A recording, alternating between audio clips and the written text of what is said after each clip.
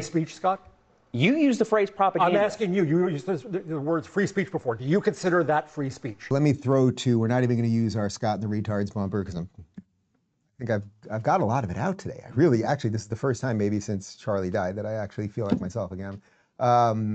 This is Scott Jennings trying to explain what free speech on the airwaves is to some of the people over at CNN. You use the phrase propaganda, Professor, and I just have to ask you, what do you consider what Jimmy Kimmel was doing every night or what Stephen Colbert was doing by having on only Democratic guests? Jimmy Kimmel Monday night flat lied about the shooter. Back in the spring, he egged his audience on in cheering on the violence against and wanting, kind of wishing, I think, the downfall of a publicly traded company, Tesla. Do you consider that to be propaganda? Is it good for a business? Do you consider that to be free speech, Scott?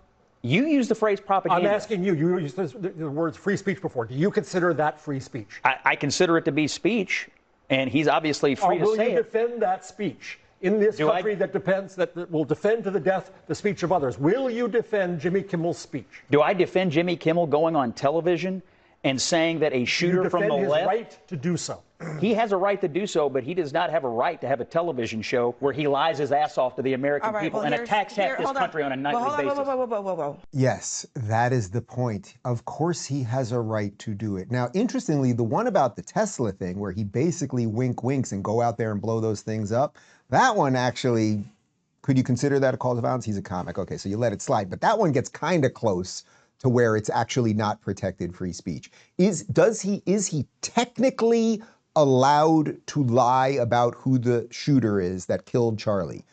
As a private citizen, yes, that is protected free speech. Now, we just read you the regulations of the FCC, so if he knowingly did it, then it is an FCC violation.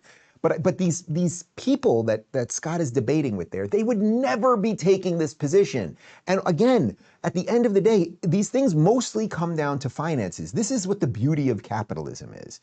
Getting rid of Jimmy Kimmel, guess what?